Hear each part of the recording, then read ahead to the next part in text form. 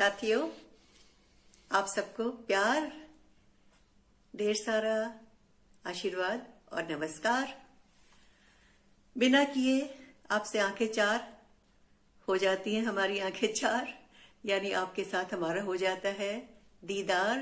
दीदार यानी मुलाकात, और उसके बाद हो जाती है ढेर सारी बात, और आपके साथ हम जुड़ जाते हैं। आपके साथ हमारा जो एक आमने सामने का खुल जाता है द्वार, और आपके लिए लेके आते हैं हम कथा कहानियों का भंडार।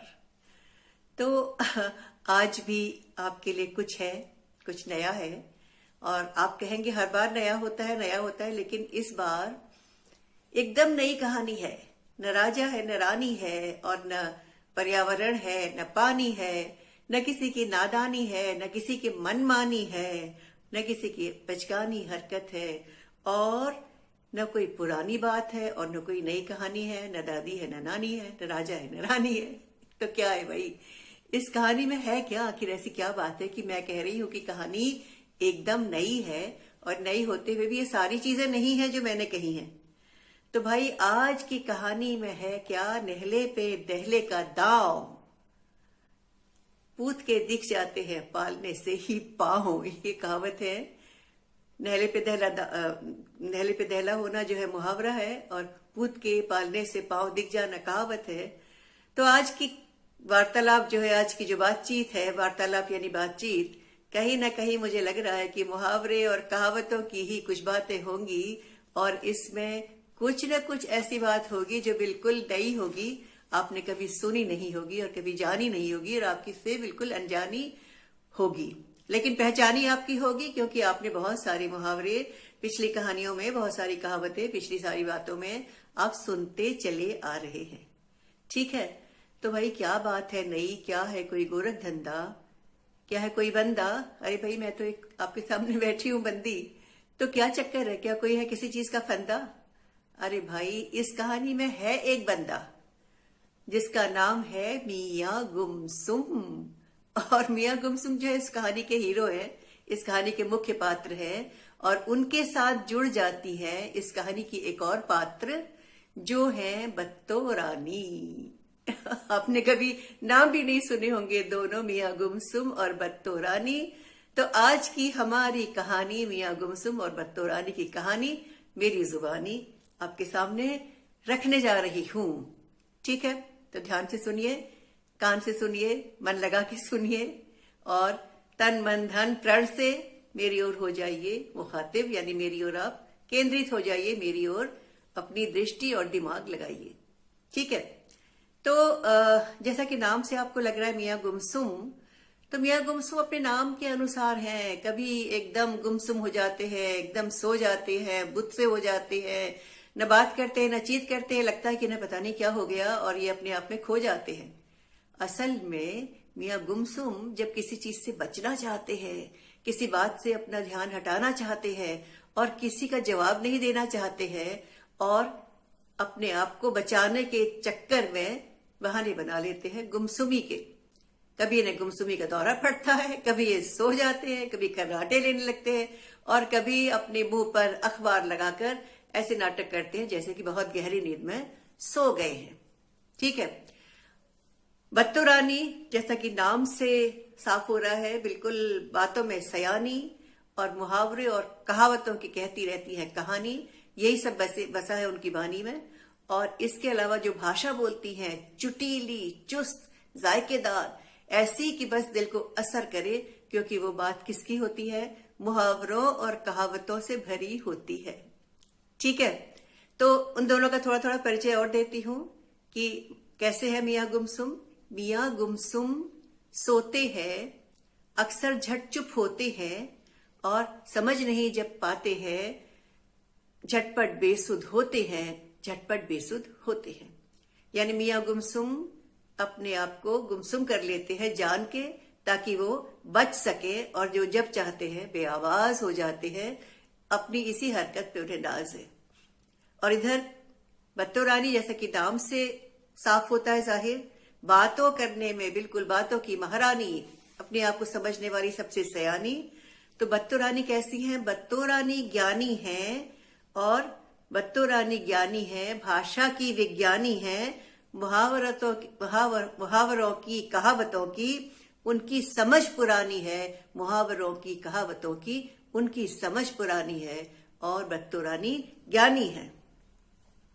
तो भाई बत्तो रानी किसकी बात करती है? जैसे मैंने पहले भी कहा था, मुहावरों की बातें करती है और कहावतों की बातें करती है, और उनकी हर बात में कुछ न कुछ बात का मतलब निकलता है। जैसे मुहावरे का वो अर्थ नहीं होता जो अर्थ हमें नजर आता है, तो वैसे ही इनकी बातों का अर्थ समझने के लिए भी थोड़ा दिमाग को घुमाना पड़ता है, दौड़ डालना पड़ता है और समझने की कोशिश करनी पड़ती है। और गुमसुम मियाँ इसी समझ से घबरा कर दूर होते हैं, दूर भागते हैं। तो चलिए आपके सामने आपको बत्तो रानी और मियाँ गुमसुम की से मुलाकात कराते हैं और उनका थोड़ा सा और परिचय देते हैं कि किस प्रकार के मुहावरे और कहावतों का वो प्रयोग करती हैं। ठीक है, तो सुनिए। मियाँ गुमसुम बत्तो रानी, मियाँ गुमसुम बत्तो रानी, मुहावरों की बोले बानी, कहावतों की कहे कहानी। मियाँ गुमसुम बत्तो रानी, मियाँ गुमसुम बत्तो रानी। तिल का ताड़, राई का पहाड़, बात का बतंगर, शेर की दहाड़, हा हा हा। बाल की खाल, टेढ़ी मेरी चाल, नहीं गले जब दाल, नाचे ताल बेताल, हा हा हा। सांझ को क्या आँच, 3 ना 5 न 9 मन तेल, न राधा का नाच, दूध का दूध, पानी का पानी, सिट्टी पिट्टी गुम, किसको आंख दिखानी। मियाँ गुमसुम बत्तो रानी, मियाँ गुमसुम बत्तो रानी, मुहावरों की बोले बानी, कहावतों की कहे कहानी। मियाँ गुमसुम बत्तो रानी, मियाँ गुमसुम बत्तो रानी। मान न मान मैं तेरा मेहमान, जो है नीम हकीम वो है खतरे जान। बाप रे बाप। ऊंची दुकान, फीका पकवान, सो जा चादर तान, जान है जहान। खड़े दांत खट्टे, देश सत्ते पे अट्ठे, एक थैली के सारे, निकले चट्टे बट्टे, अक्ल के निखट्टू, मन में फूटे लड्डू, एजी अड़ियल टट्टू, या जी मियाँ मिट्ठू। मियाँ गुमसुम बत्तो रानी, मियाँ गुमसुम बत्तो रानी, मुहावरों की बोले बानी, कहावतों की कहे कहानी। मियाँ गुमसुम बत्तो रानी, मियाँ गुमसुम बत्तो रानी। तो ऐसे है मियाँ गुमसुम और ऐसी है अपनी बत्तो रानी।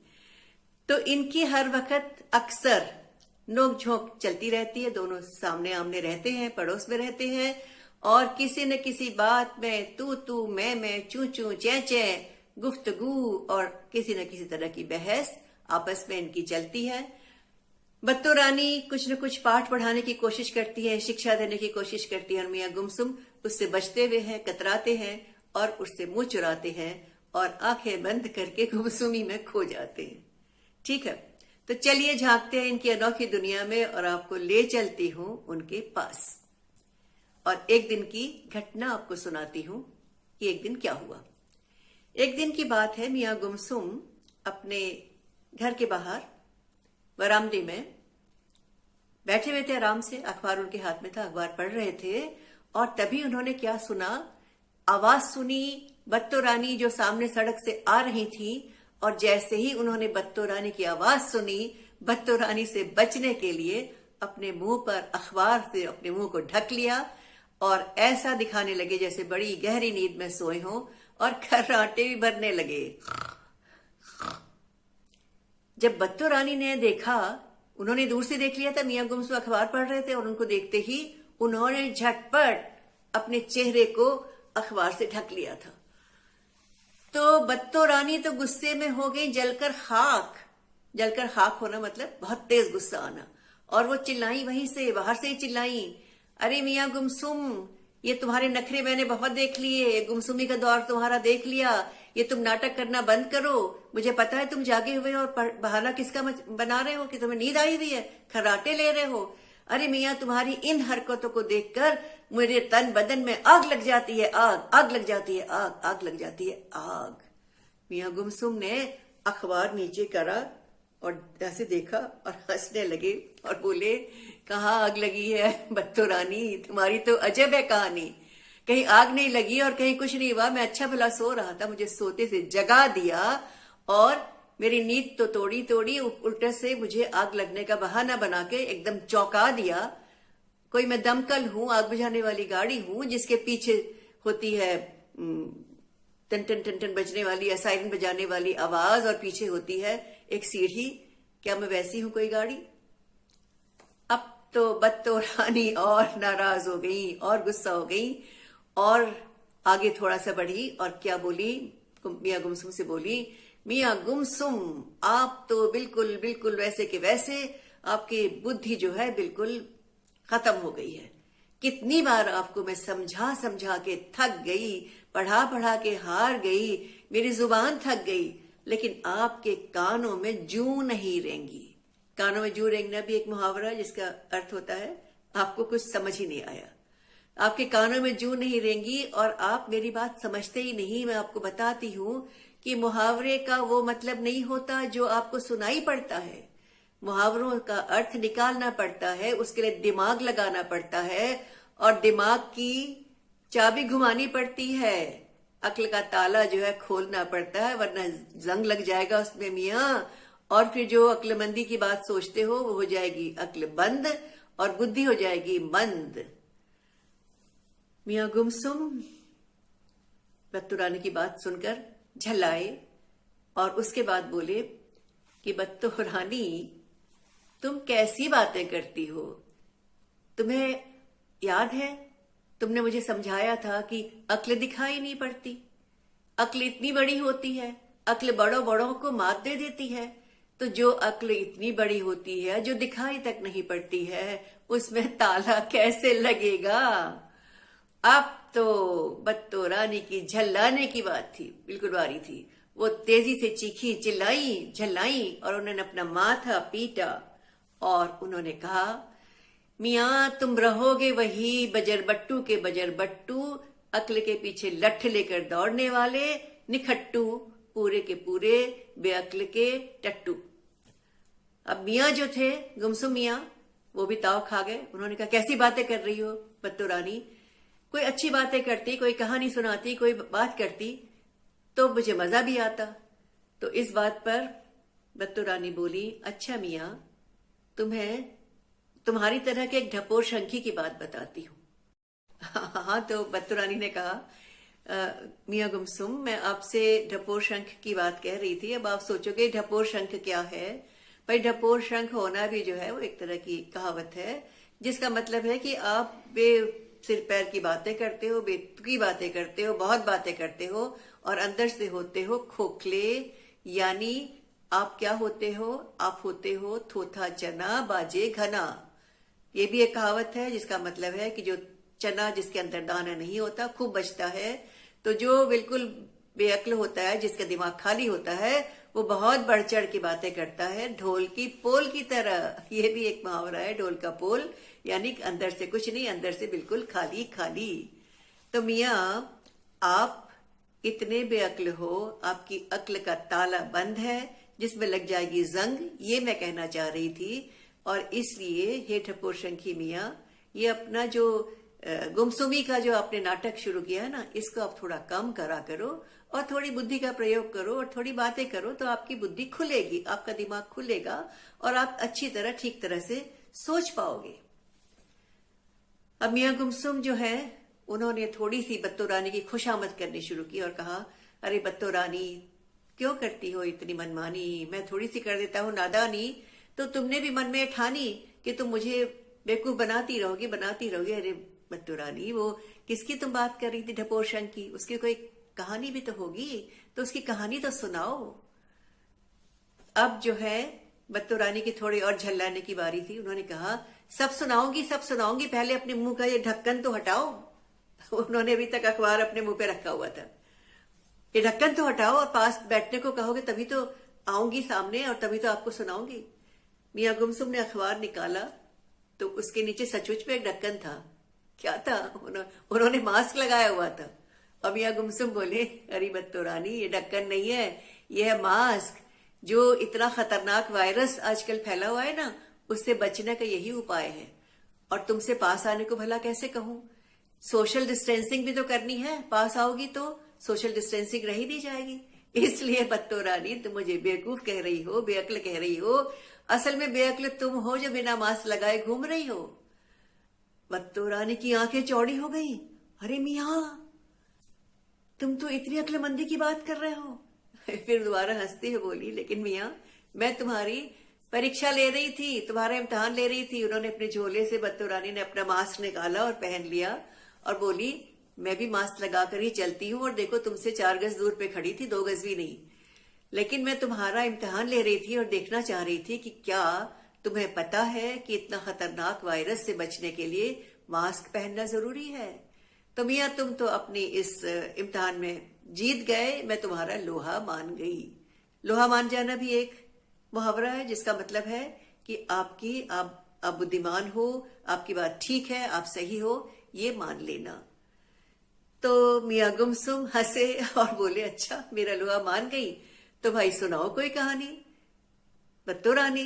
तो बत्तो रानी ने कहा, अच्छा ठीक है, मैं आपको ढपोर शंख की कहानी सुनाती हूं।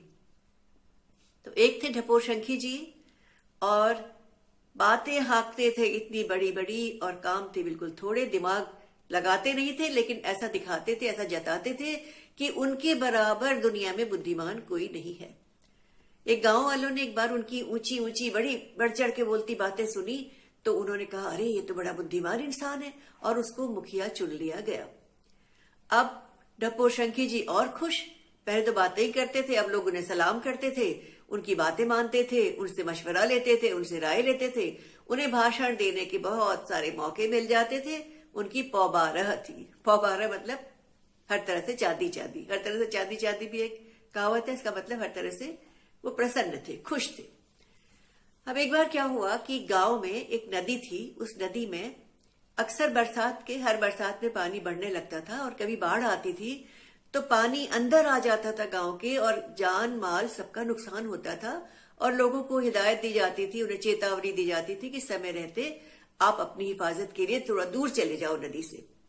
इस बार भी जैसे ही नदी का तल बढ़ने लगा, गांव वाले भागे भागे किसके पास आए? ढपोर शंखी जी के पास आए और बोले, मुखिया जी, नदी का तल बढ़ रहा है, आप आज्ञा दीजिए, हमें क्या करना चाहिए? ढपोर शंखी जी ने अपना सिर खुजलाया और उसके बाद अपनी बुद्धि का बखान करते हुए एक भाषण दे डाला और कहा, देखिए, हमें समय पर रहते हुए काम करने चाहिए। मैं आपको चेतावनी देता हूँ, आपको सुझाव देता हूँ कि इतनी बड़ी नदी है, उसके चारों ओर पूरे उसके किनारे किनारे किनारे गहरी खाई खोद डालते हैं, और गहरी खाई में जब खुद जाएगी तो सारा पानी खाई में इकट्ठा हो जाएगा और बाढ़ से बच जाएंगे। और उसके बाद हुआ क्या? लोगों ने कहा कि खाई खोदने का काम 1-2 घंटे का काम तो है नहीं, महीनों का काम है, ये कैसी सुझाव दे रहे हैं। लेकिन मुखिया जी का कहना था, सबको मानना पड़ा। और जब तक सब लोग इंतजाम करते खोदने का और सामान, खुदाई का सामान लाने का, मंगाने का, और कहाँ कहाँ खुदाई होगी इस पर निशान लगाने का, तब तक तो बाढ़ का पानी धड़धड़ाता हुआ गांव के अंदर घुस आया और सारे जान माल को इतना नुकसान हुआ। और ढपोर शंखी जी का भाषण सुन के, उनकी ऊट पटांग सलाह सुन के, उनकी निर्बुद्धि वाली सारी बातें सुन के सब गांव में मच गया हाहाकार। लेकिन क्या करते कोई? इतनी देर हो चुकी थी कि अपनी बेवकूफी के बल पे, अपनी फिजूल की बातों के बल पे अपने समय गंवाकर उन्होंने क्या किया? खुद ही पूरे गांव को डुबा डाला, खुद भी डूबे और गांव को भी डुबा डाला। तो ऐसे होते हैं ढपोर शंख, जो अपनी बेवकूफी से दूसरों को मुसीबत में डालते हैं। अब क्या हुआ? अब ये सुनते ही मियां गुमसुम क्रोधित हो गए और बोले, अच्छा तो बत्तो रानी, आप मुझे बेवकूफ बता रही हैं, आप मुझे निर्बुद्धि कह रही हैं, आप मुझे सबसे जो है निम्नतर स्थान, सबसे छोटा बता रही हैं। मैं केवल बातें ही करता हूं और बातें भी करता हूं, और उन बातों में कोई बेसिर पैर की बातें होती है। बेसिर पैर यानी जिसमें कोई भी शुरू नहीं है और उसका अंत नहीं है। तो मियां गुमसुम को आ गया गुस्सा और वो बोले, बत्तो रानी, अब वो आप क्या कह रही थी? आप क्या कह रही थी? तन बदन में आग, मेरे भी तन बदन में आग लग रही है। आपकी बातें सुन के मेरे तन बदन में आग लग गई है। बत्तो रानी झट से अपनी जगह से उठी और हंसी और बोली, मियाँ अब समझ गए ना कि मुहावरों और कहावतों की भाषा में कितना पैनापन होता है, कितना चुटीलापन होता है। और मुहावरों और भाषाओं की भाषा करो, उससे अपनी बात करो तो उसका असर कितना गहरा होता है। इसीलिए मियाँ मैं करती हूँ मुहावरों की बात और मैं करती हूँ कहावतों की कहानी। इसीलिए मेरी बानी है इतनी जोरदार, इसीलिए मैं कहलाती हूँ बत्तो रानी। बत्तो रानी जिसकी जुबानी में है मुहावरतों और कहावतों की बानी और कहानी। तो भाई ये थी आपकी मुलाकात बत्तो रानी और मियाँ गुमसुम से। इनके साथ नोकझोंक तो आए दिन चलती है, फिर किसी दिन और ले चलूंगी आपको इनके आंगन में और इनके आसपास, और फिर से सुनेंगे इनकी नोकझोंक कैसी होती है और उसका फिर से लेंगे जायजा।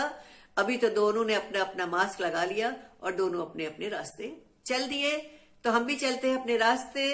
आपको नमस्कार, धन्यवाद।